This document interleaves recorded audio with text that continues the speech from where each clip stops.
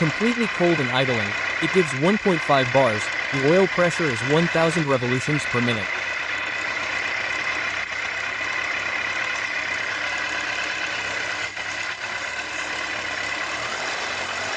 .5 bars is cold, and at 2000 revolutions per minute I am now at 2000. It goes up 3 and 5 and the revs go down.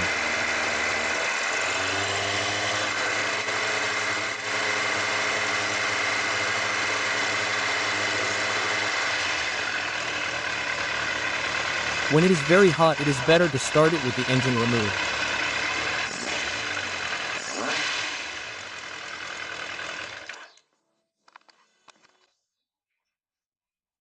Well, friends, once everything is checked, that the bike works completely restored and reconditioned, and that it needs to be fitted with fairings, I am going to do something that is important to do so that it lasts a long time, and that is, as a preventive measure, to clean the oil sump.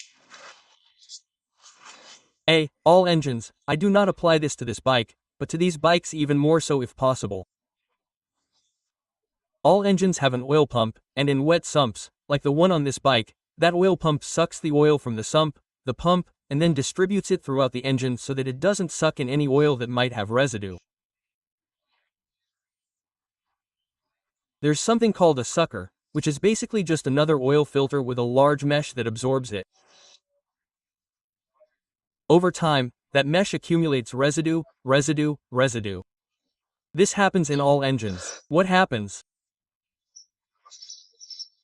If it gets too clogged up, which is what usually happens over time, eventually the efficiency of oil absorption, especially when it's hot and at low revs, deteriorates and lubrication doesn't work as well as if it were completely clean.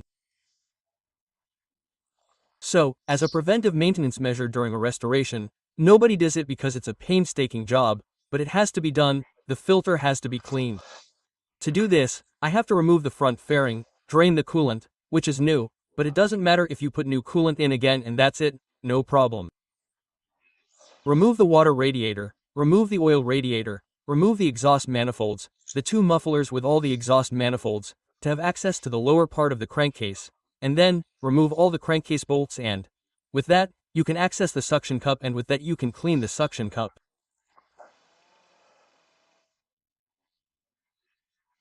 It's quite entertaining, it takes quite a few hours of work, but it's something that must be done as preventive maintenance to ensure the durability of the engine. Okay, so, come on, let's do it.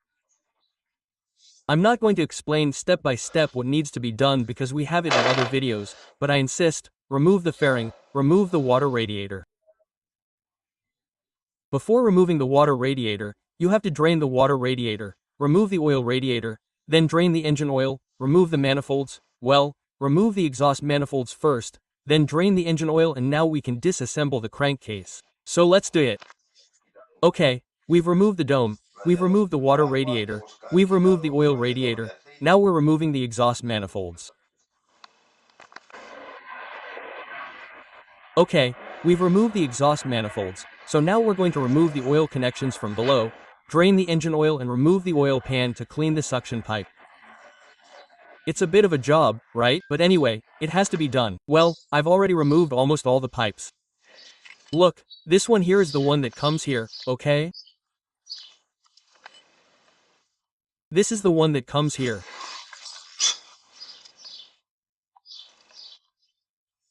Then we have this one here, which is the one that comes here, and this one here together with this one here.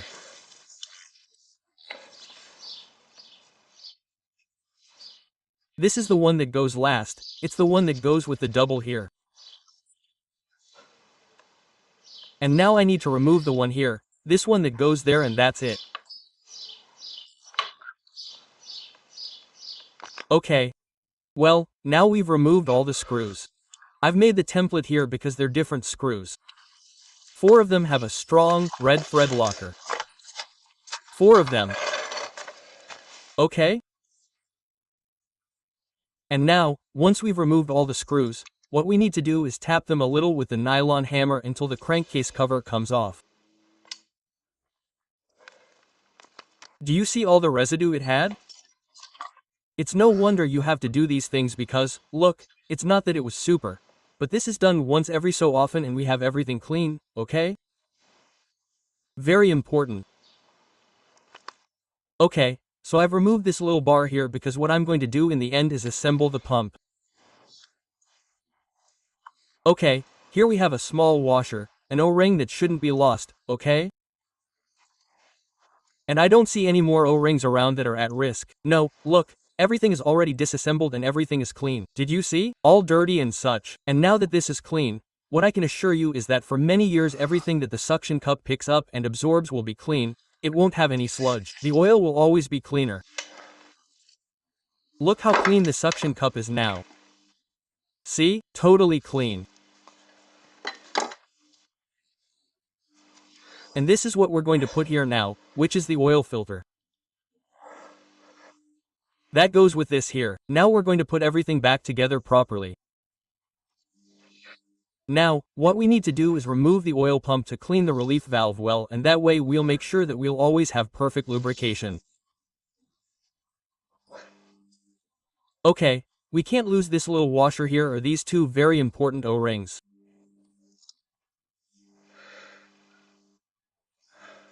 Look, to remove the oil pump,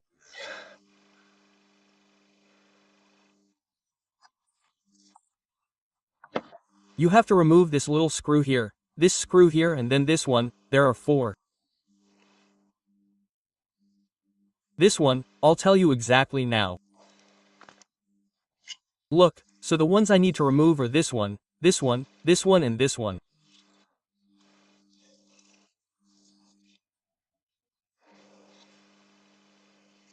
Okay, these two here, this one, and this one, are the ones that hold the oil pump to the oil pump housing.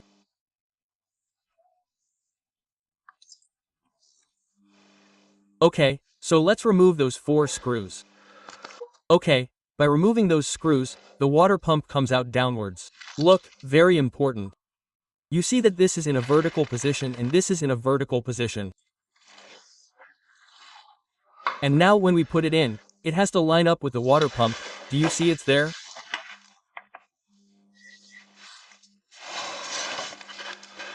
And with the pickup that I can't see, Brocky.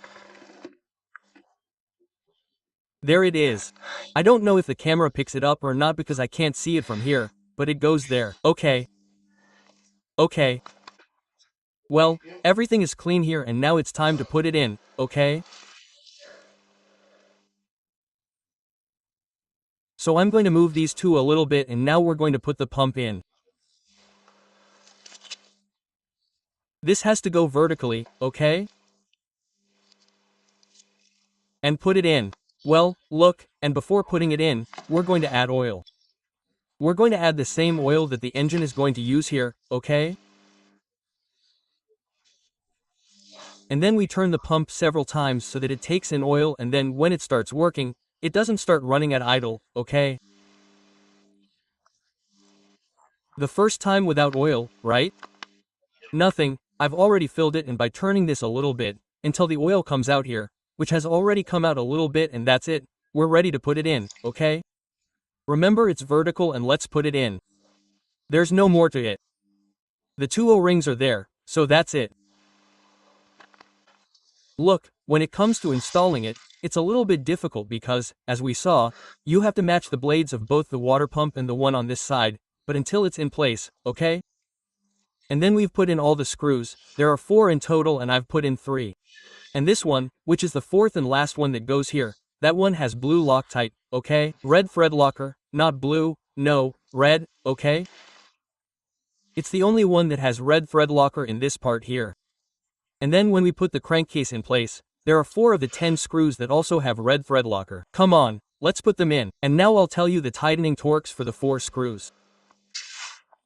If you don't want to mess things up, when you go to put the pump in place, you have to check that you have this little cylinder and this O-ring here and the little cylinder there. Okay, very important. And now you can put it in place when you're sure you have that. Okay, so now we have everything in place. The 2 large screws with 10mm heads are at 12N and the 2 small ones, which are the one here and the one there, those have a figure 8 head, those are at 10N. We've now put this bar here in place with the O-ring correctly.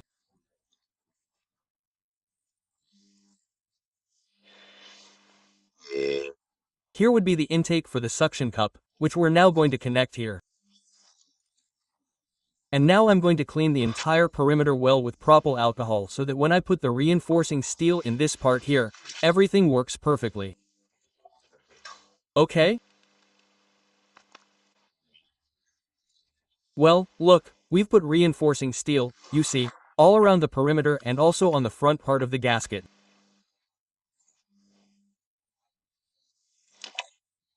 Okay, now we need to put the suction cup in this black plastic tube and then we can connect it. So let's do that. Look, the black tube goes like this, see? And now we're going to put the suction cup in. We have the suction cup completely clean, so let's put it in the tunic. We'll move it up a little bit and that's it. Now we can put the housing in. The suction cup goes in this hole and hooks onto that tube. And now we can put the housing in. So let's put the housing in. Now I can't lose my way to put the screws in because I had the template drawn here.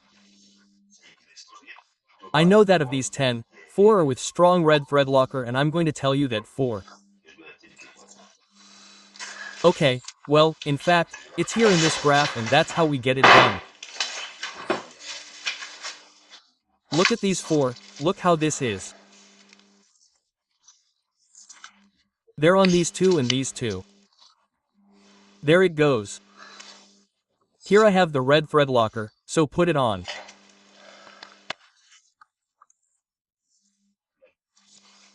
Definitely the 4 that have Loctite are the one here, these 2 here, this one and the one here, that is, the second one counting from here to there, those 4. Okay, the rest are already put in following the template and they all have a torque. Here I have the torque wrench.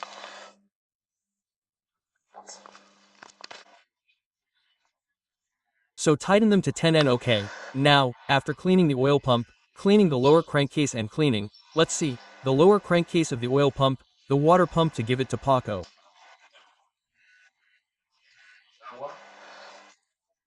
Today is July 2nd and right now it has 55,273 kilometers. Let's measure the oil, how the oil pressure has been both cold and hot, which is very important on these bikes after cleaning, okay? So come on, I'm going to start it up and now we'll do the cold measurement. I have to measure it both at 4,000 revolutions and at idle, at 4,000 revolutions when it's a little warmer, okay? And then at idle, if I want to measure it cold. Look, the 15 revolutions. It's at about 1.5 bars. 2060. I'm going to let it run, okay? 1250. Okay, there it is at 1,250 revolutions and exactly 1.5 torque, okay? Cold, 206. That's perfect. Okay, but the important thing is to know how many revolutions at idle and hot. At idle and hot, it has to be between 2 and 3 torques, sorry. At 4,000 revolutions and hot, it has to be between 2 and 3 bars. And when revving hot, it has to be around 0.3 to 0.5, okay? Approximately 60 grams for the engine, and at idle it gives me 1.5 bars at 60 grams, and at 4,000 revolutions at 60 grams it gives me, let's see.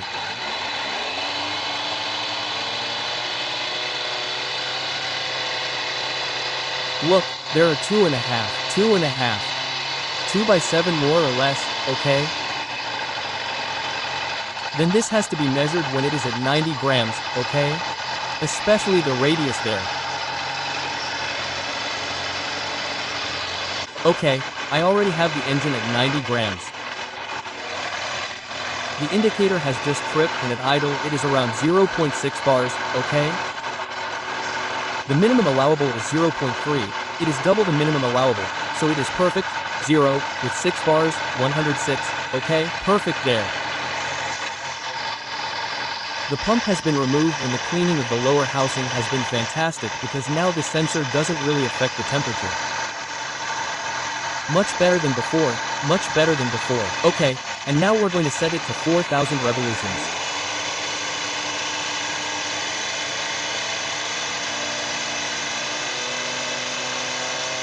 Perfect. At 4,000 revolutions it gives me between 3 and 3.5. Perfect. You can really tell how clean the crankcase is, huh? I mean, now the cleaning of the oil pump. Now some perfect measurements. Now I'm going to take the other pressure gauge. The pressure gauge that goes from 0 to 1 bar, and I'm going to measure the exact temperature of the oil when it's hot and when it's running. Okay, here you can see that it's around 0.6, but since this is from 0 to 10 it's not that precise. I'm going to take the maximum precision pressure gauge. Check it with the engine at full throttle. At full throttle when it's hot and at idle, 1,250 revolutions on the crappy pressure gauge. Something with that with the precision pressure gauge is giving me between 4 and 5 and 5, okay?